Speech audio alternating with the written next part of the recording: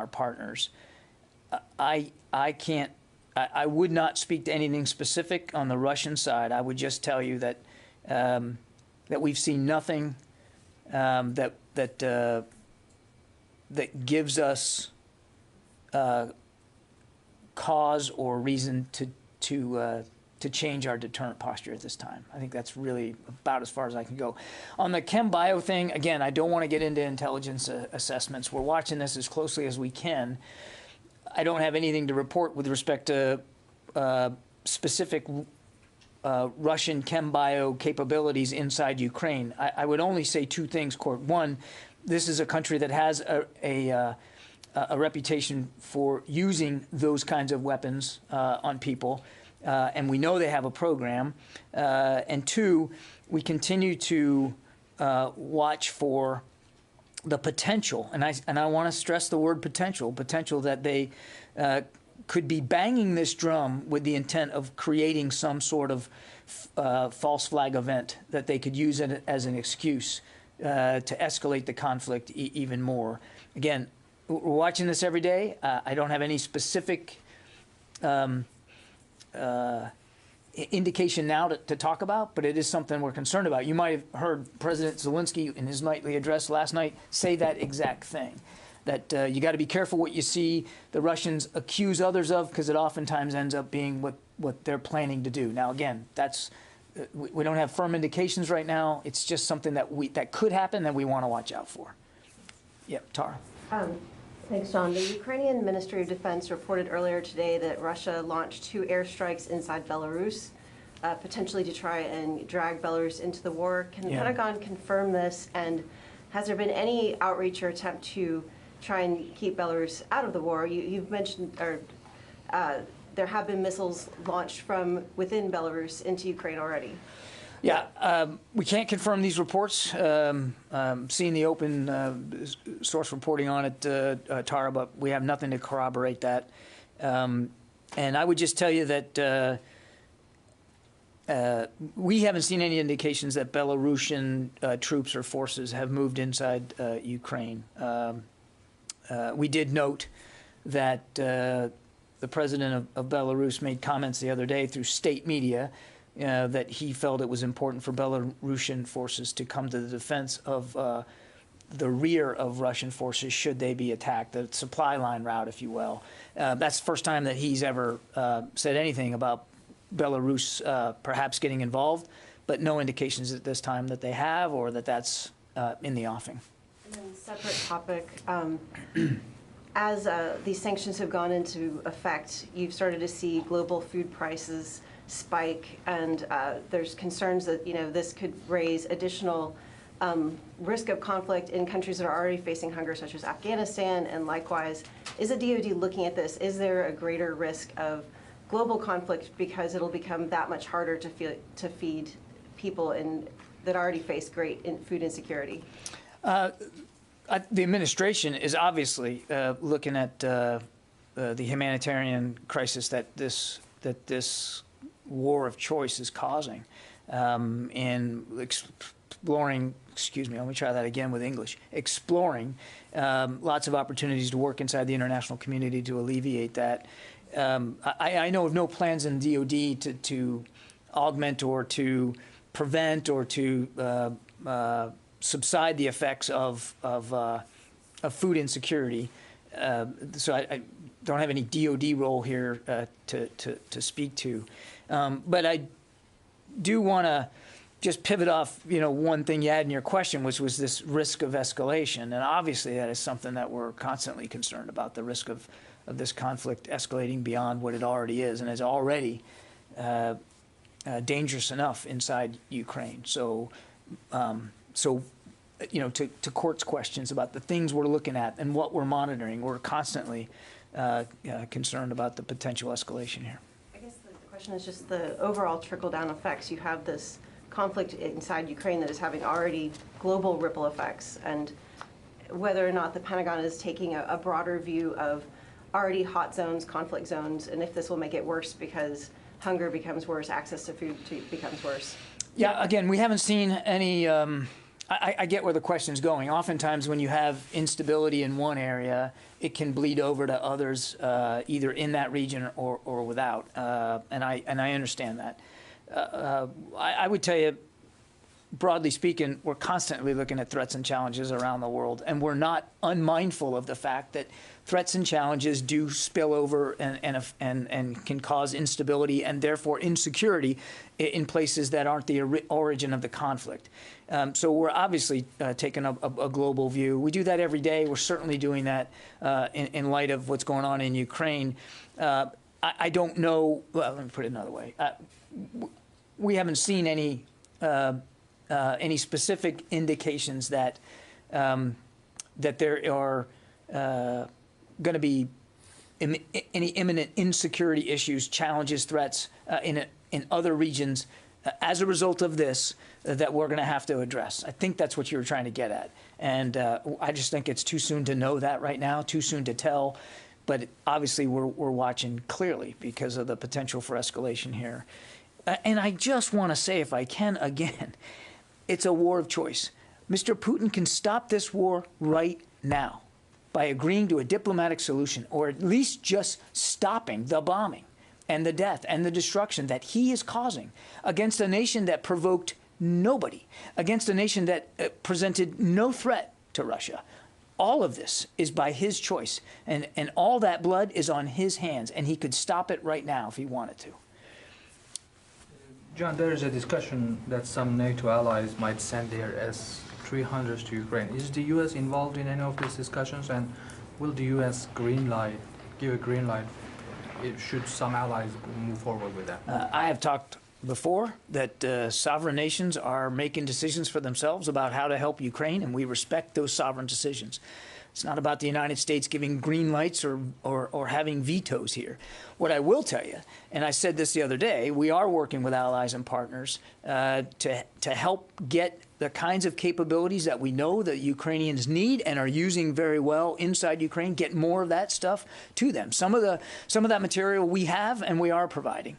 Some of that material we don't have, but we know others have, and we're helping coordinate that as well. And that security assistance is flowing, even in just the last 24 hours. I'm not going to talk about individual systems. You know that. I haven't done that yet, and I'm not going to start today. But we are working hard to canvass other allies and partners that we know could possibly help. And it's really up to those nations, Qasim, to make these decisions and then to speak to them. If they want to speak to them, they can do that, and we have to respect that. What's important, and what I don't want you to walk away not understanding, is that we're having these conversations actively. We are helping coordinate the assistance as best we can, and we're going to continue to talk to the Ukrainians about what they need to better defend themselves. Okay? Another question. We have seen the U.S. Patriot batteries along the Poland border with Ukraine. I know you won't get into details, but can you tell us if the rules of engagement have changed since the war began in that part of the world? We don't talk about rules of engagement. David? A couple questions. Can you update us on any uses of the deconfliction line? And has Secretary Austin attempted to communicate with his counterpart, the Russian defense minister? And you just said you are helping coordinate assistance. Does that include providing airlift from donor countries to transshipment points?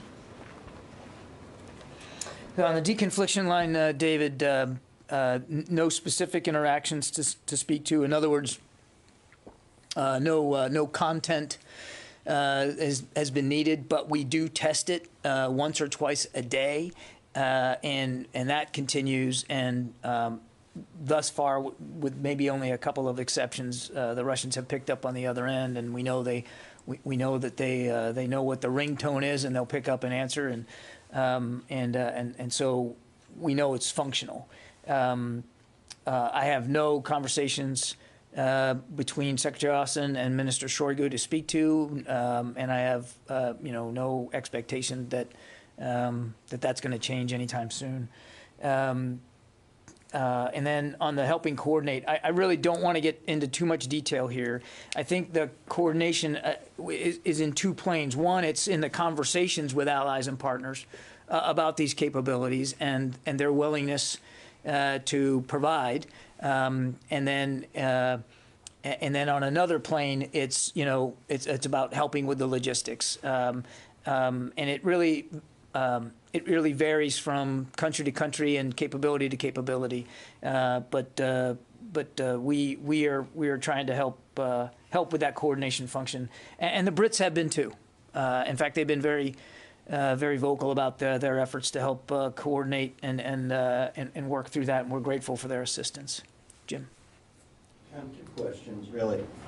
The Russians have occupied a lot of area in Ukraine. Do you know if the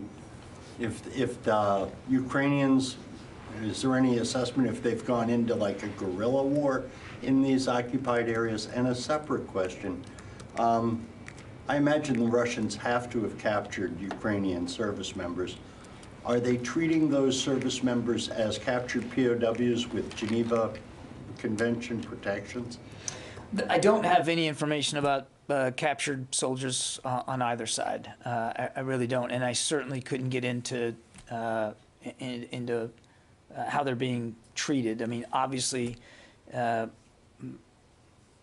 we're not involved in this war, but our expectation would be that that both parties would abide by Geneva Convention requirements and to treat any soldiers that are captured humanely and in accordance with the rule of law. That would be the United States expectation, as well as so many other nations.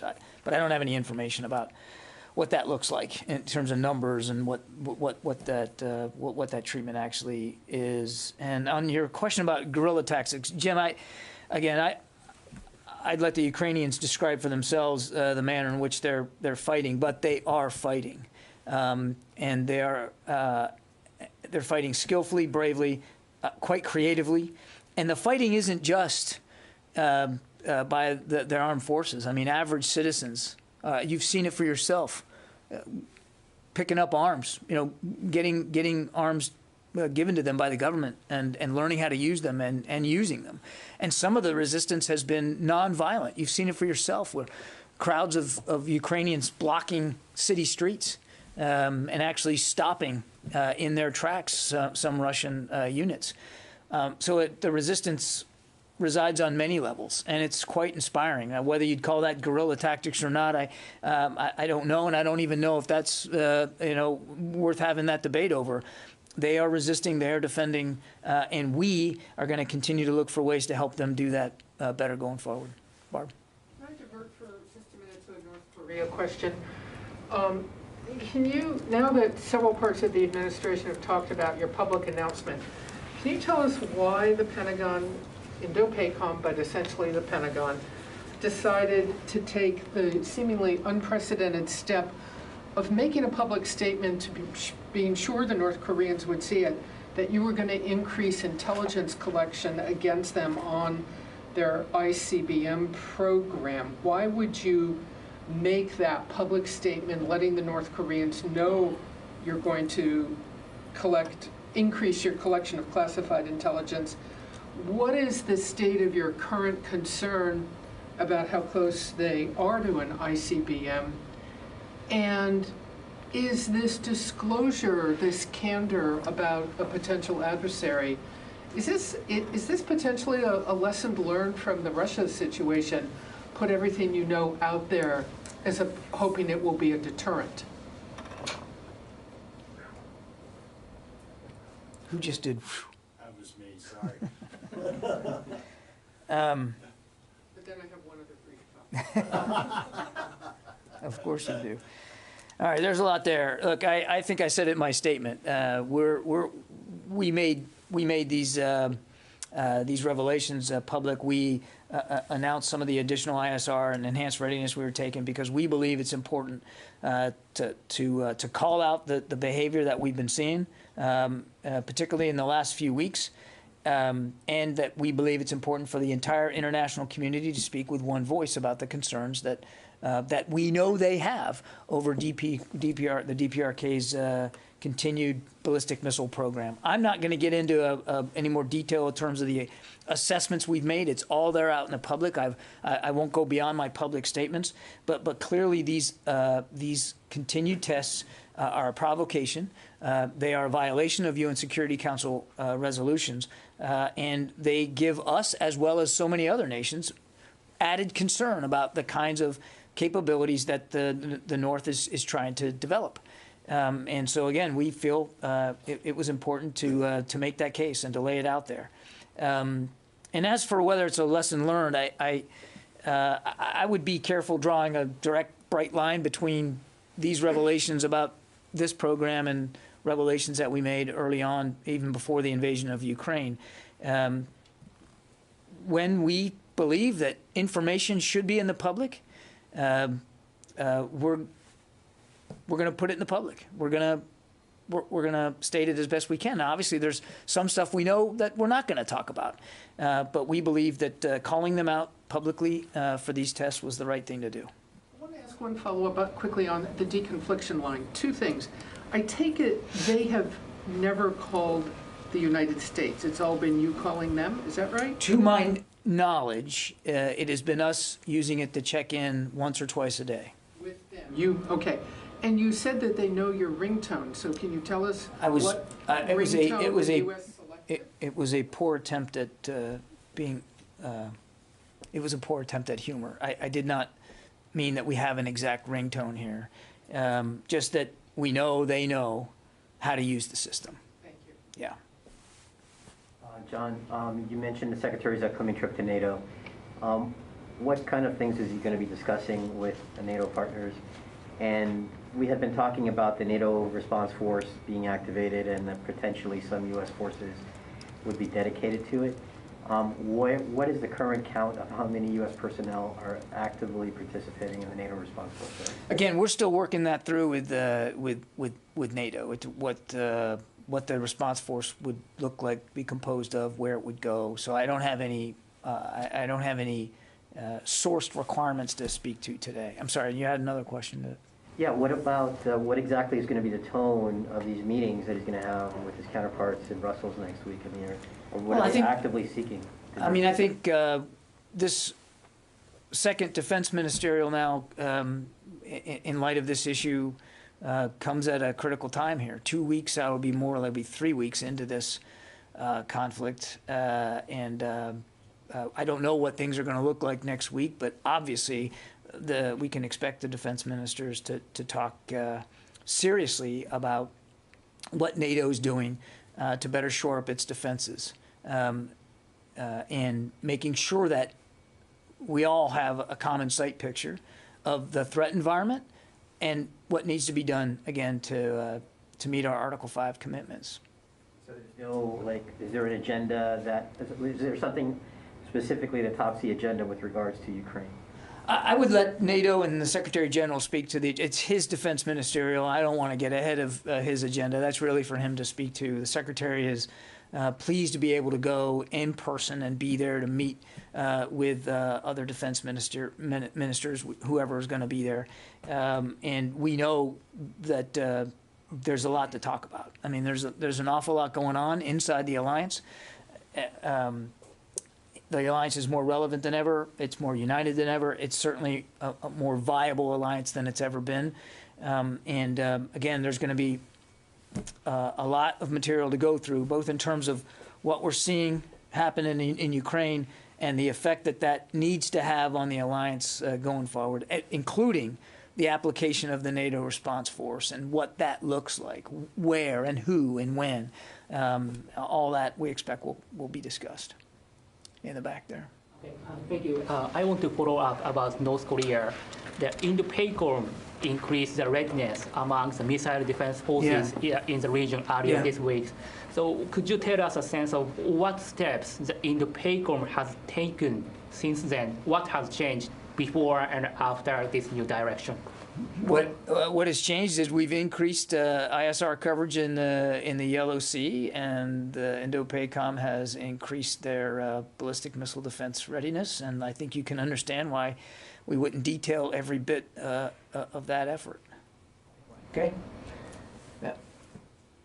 Yeah, in the back there. On cold response, which you briefed on Wednesday, the Russians told the Norwegians, I think last week, that they wouldn't send observers to exercise, and we've already seen Russian jets fly over Swedish territory in the Baltic Sea.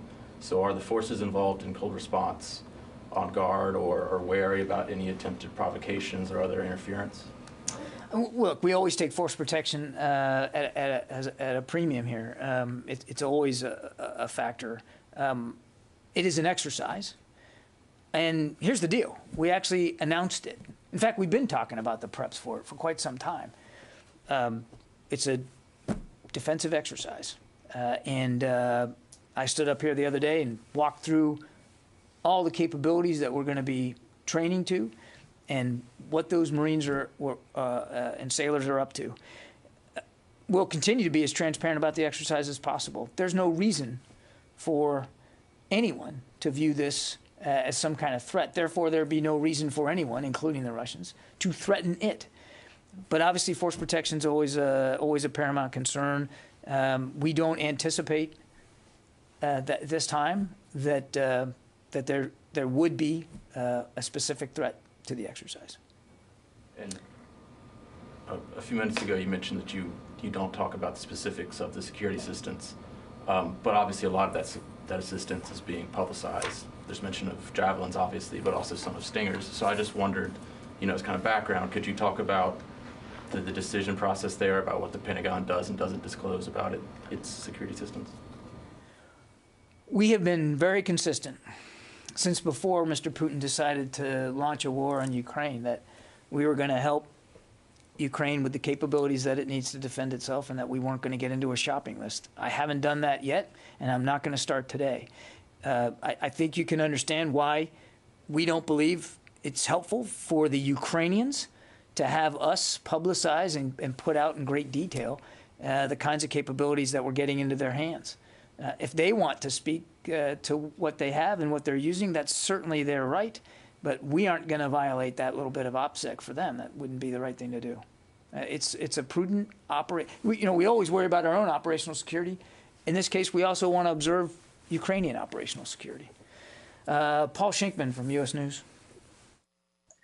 Yeah, hi, John. One question to follow up on Belarus. So the Ukrainian government or officials in Ukraine have also warned about a pending invasion by Belarusian forces as soon as this afternoon. So you said that there was no indication that they were moving in response to real or imagined attacks on their territory, but do you have any response to those claims from the Ukrainian officials?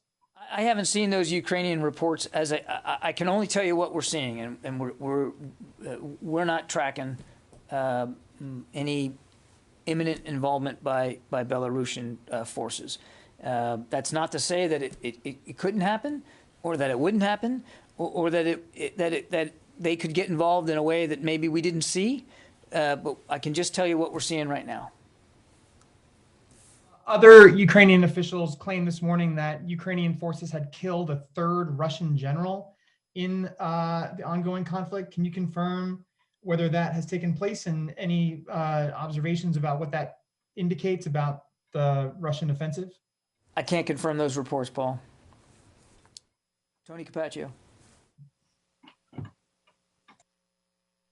John, yeah, did you just call me? I did, Tony. Okay, sorry. Hey, sorry, I missed that. Two questions: one budget question and one air defense question.